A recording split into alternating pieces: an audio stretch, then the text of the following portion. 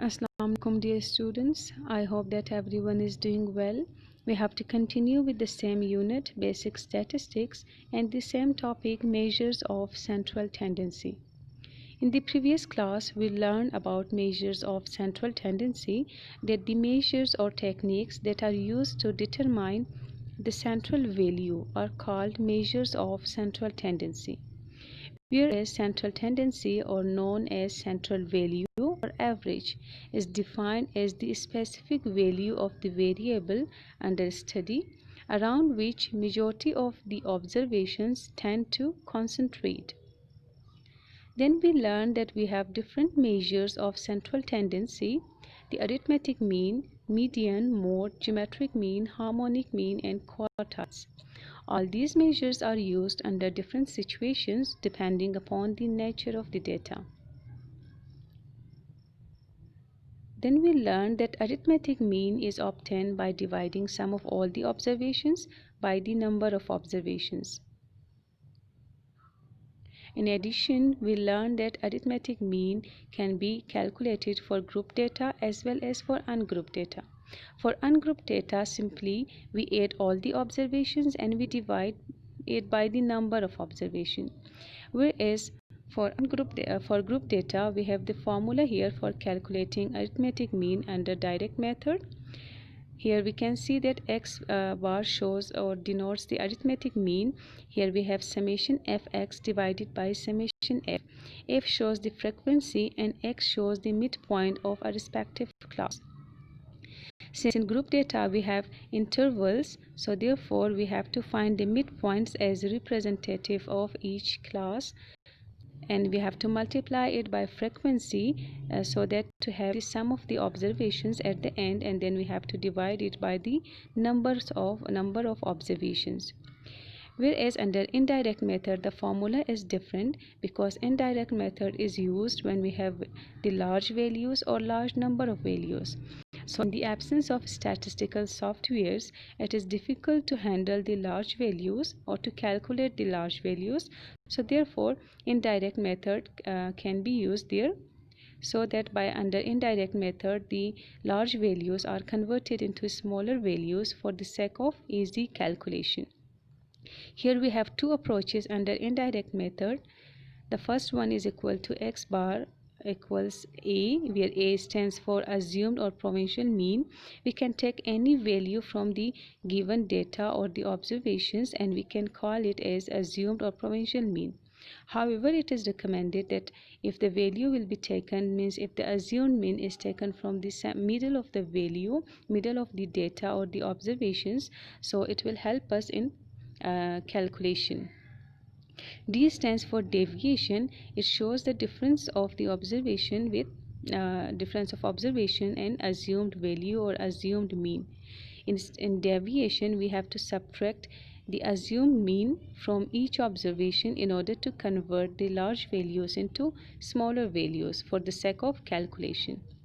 Whereas the second, as far as the second method under indirect method is concerned, this is known as step deviation method or change of scale method.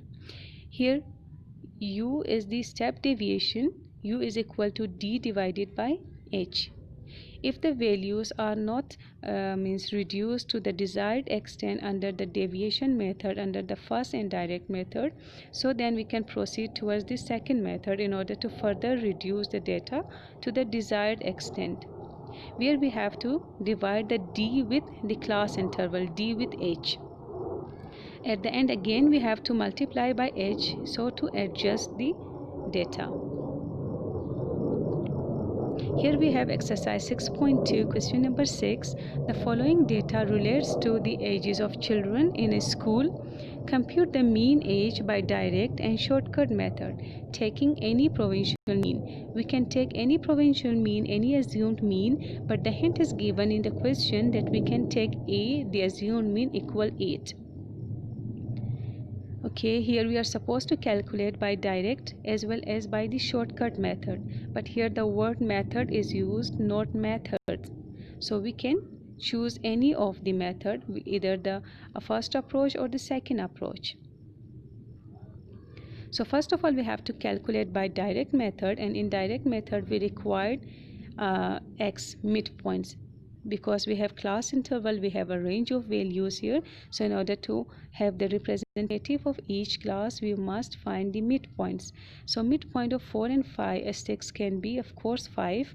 Midpoint can be obtained by dividing the lower class limit with upper by adding the lower class limit with upper class limit, which will be 10. 10 divided by 2 will get 5. So 5 is the midpoint. Or either we can see that between 4 and 6 we have 5, so 5 will be the representative of this class or the midpoint of this class. Then 7, 8 will be the representative of the next class, so 8 is taken from here.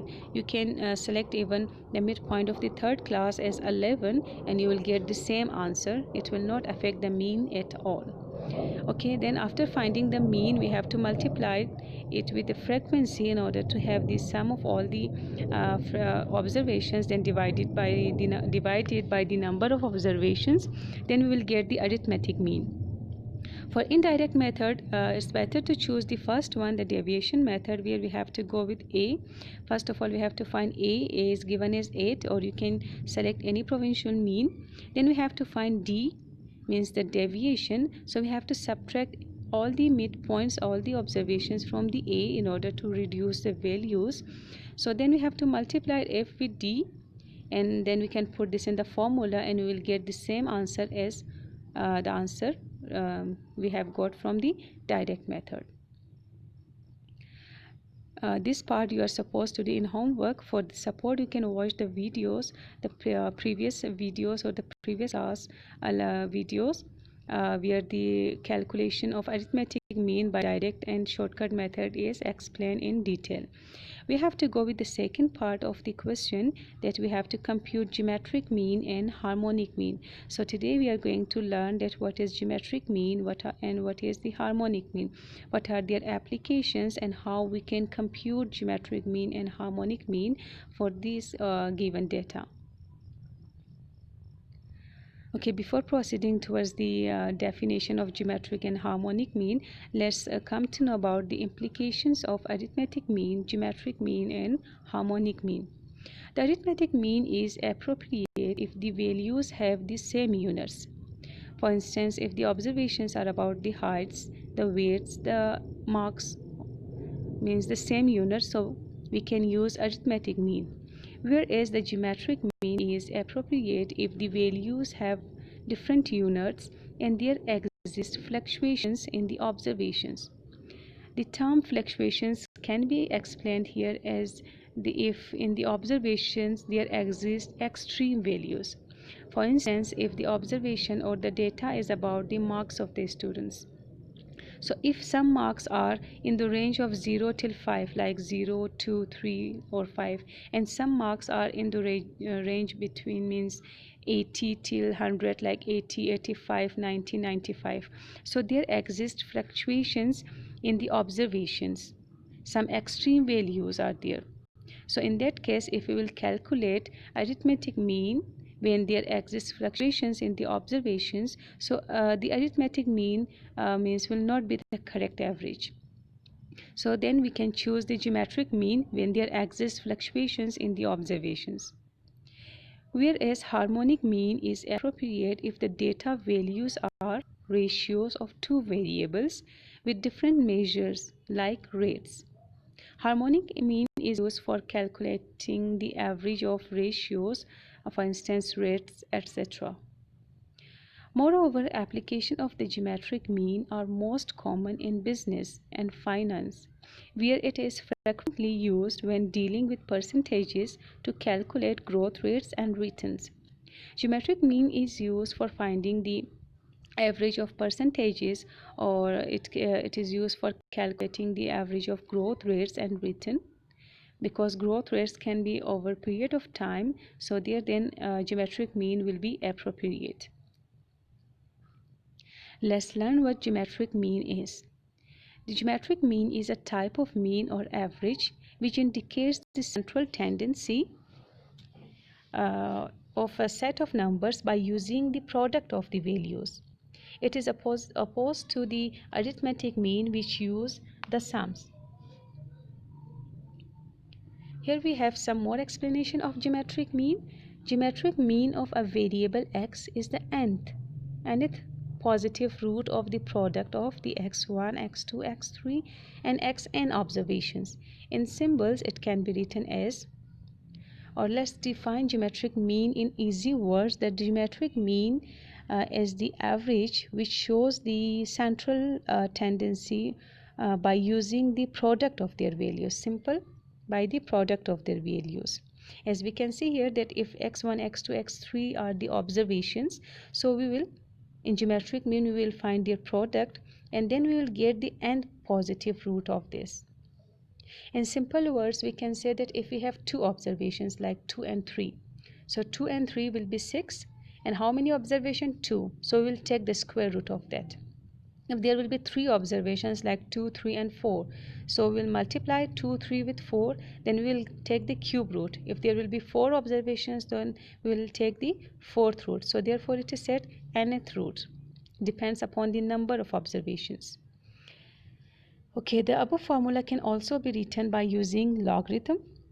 In order to make the calculations easy and less time consuming, we take the concepts of logarithm in the calculation of geometric means.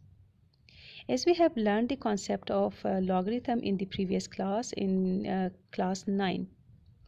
So, according to laws of logarithm, we convert the multiplication into addition, because multiplication is a lengthy process and it is difficult, especially in the absence of calculator.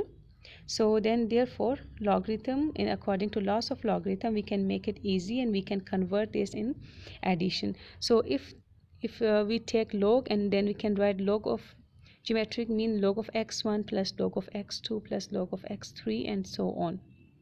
Plus means summation, so therefore we can put a short summation log of x. And according to laws of logarithm, the power is written before the log, so 1 upon n is written before the log. And in order to eliminate the log with geometric mean, we can take anti-log on both sides, so here the log can be cancelled and we have geometric mean equal to anti-log summation log of x divided by n. This is for the ungrouped data. Here you can see that we don't have frequency, and this is for group data.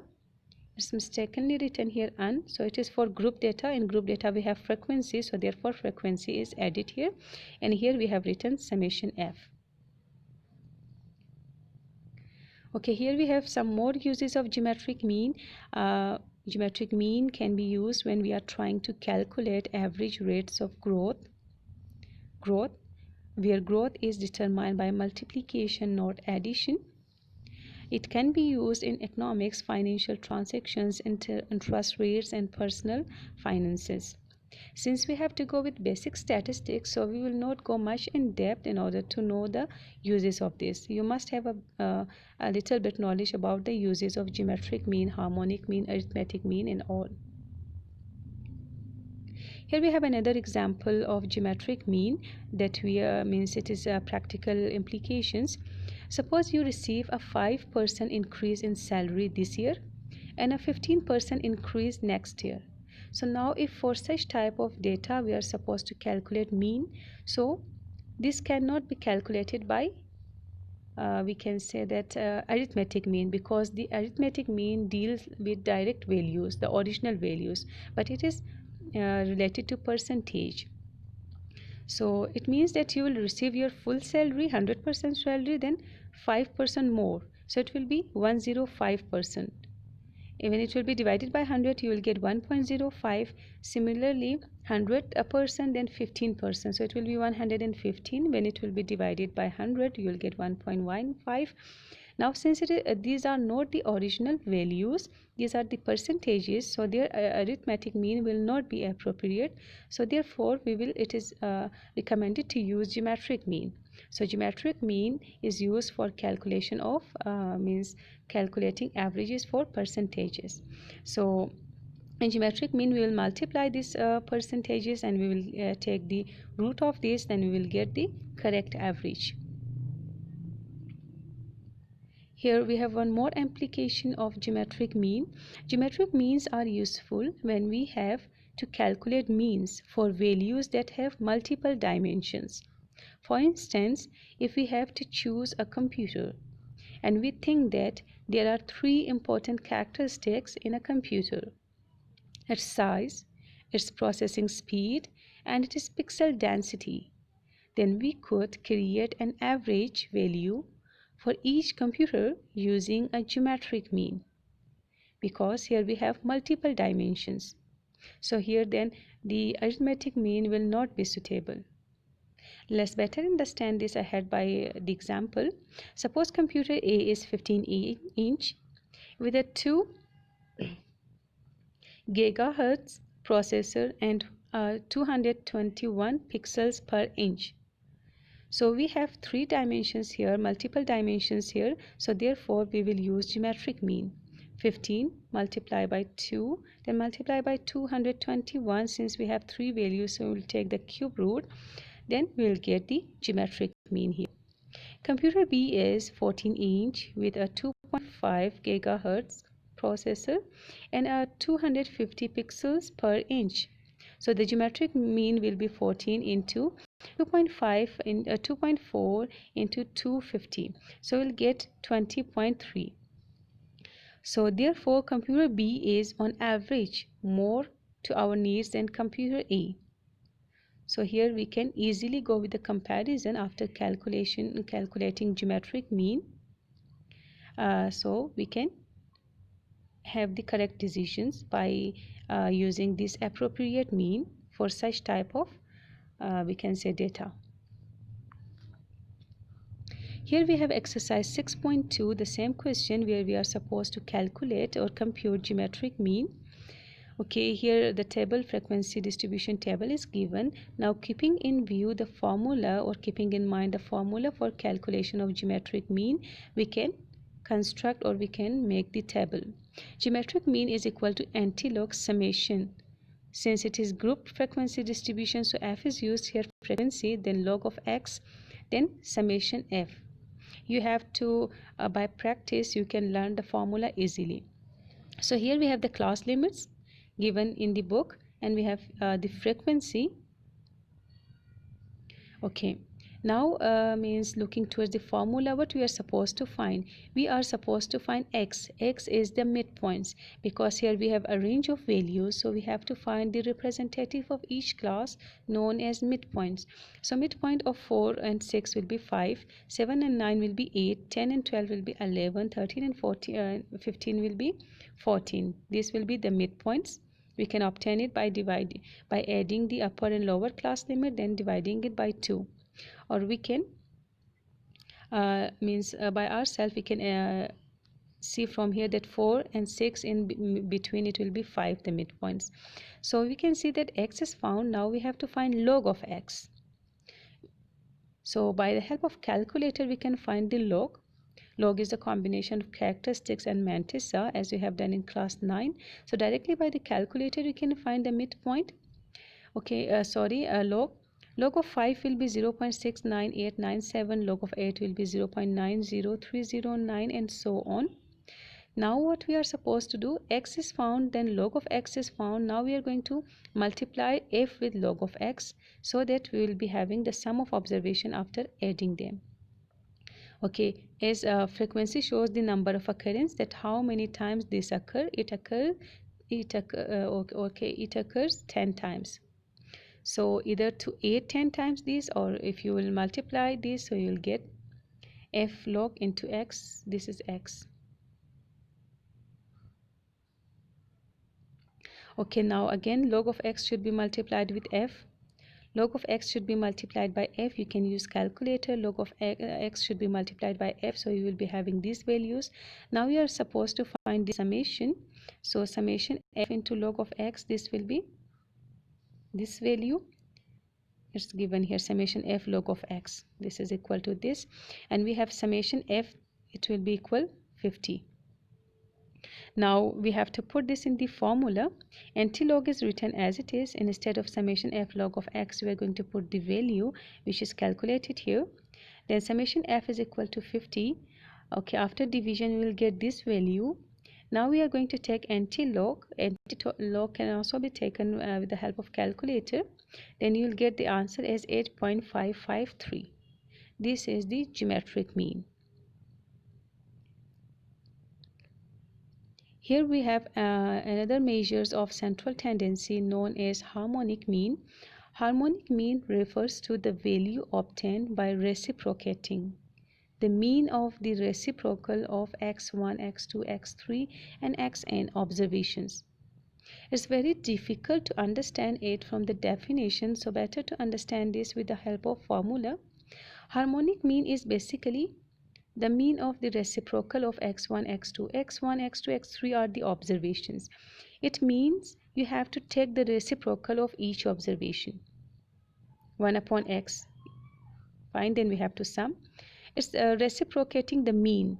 Mean is equal to summation x divided by n. So reciprocal of that will be n will go up and summation 1 upon x will come down. So it is that reciprocal of observations, then reciprocal of mean is known as harmonic mean. This is for ungrouped data, and here for group data we have frequency. So instead of n we can write summation f, and instead of 1 we can write the frequency f. Let's come to know about the practical implications of harmonic mean. The harmonic mean is used where we are looking at ratio data. For example, miles per gallon or output per shift is defined as the reciprocal of the arithmetic mean of the reciprocal of the data, which is already discussed. For simple data, it's not too difficult to calculate. For example, if we have data on the number of miles per gallon achieved by 5 company representative. Okay, this is an example related to number of miles, as it is rate miles per gallon. It's in a fraction, it is in ratio miles per gallon. So for such type of data, for finding the average of such type of data which are in ratios, the harmonic mean is used. Then to calculate the harmonic mean, we find the reciprocal of each number. 23, the denominator is 1, so 1 upon 23 will be equal to this number, 1 upon 25, and so on. This is the way of finding the harmonic mean, which will be further explained. We have some more explanation here. The harmonic mean is restricted in its field of applications.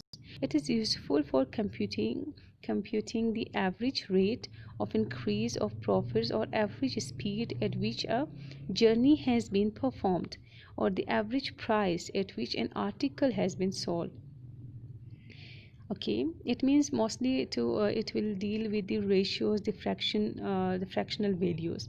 For example, if a man walked 20 kilometers in 5 hours, the rate of his walking speed can be expressed as follows. So if we will have such type of data which will be related to rate, so there then harmonic mean is suitable, or it can be used. Here we have computation of harmonic mean. It's the same question. Question number 6, we have to calculate geometric mean as well as harmonic mean. So here the formula is written since it is frequency distribution group data. So we have f, then f divided by x. Here it is class limit. Okay, we have summation f. Now we have to find midpoint x, the representative of class. So this will be the midpoints. Now what we have to do, we have to take the reciprocal of this. So since here will be 5, so what will be the number of it? 5 upon 10 it will be. Yeah, I means we have 5 means the frequency of this will be 10. So we have to reverse it. 5 upon 10 it will be 10 upon 5. So f when you will go with the division, you will get 2.5 2.0. When means this frequency will be divided by midpoints, you will get 2.5. 13 with 11 you will get 1.18, and 7 with 14 you will get 0.50.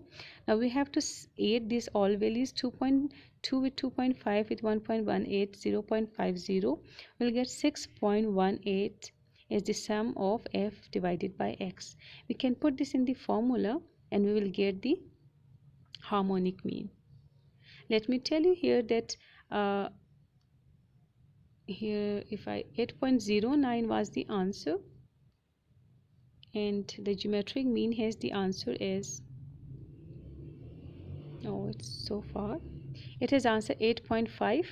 And let's again proceed towards the harmonic mean 8.5, and this is 8.0. It means geometric mean will be always greater than harmonic mean, and arithmetic mean will be greater than geometric mean. Means arithmetic mean will be greater than geometric mean, and geometric mean will be greater than harmonic mean. This affect about these measures of central tendency. I hope you have learned the concept of geometric mean and harmonic mean. This is all for today. Here is your homework. You are supposed to do question number 6 in your neat notebook. Question number 6, the first part is about the calculation of arithmetic mean by direct and indirect method. First of all, you have to go with direct method, then you can go with the indirect method, one of the methods you can do. Then you have to calculate the second part as geometric means the same which is explained here. You are going to watch the video, then you can do your homework from there, and then you can calculate harmonic mean, and that will be question number 6. Have a nice day, stay blessed.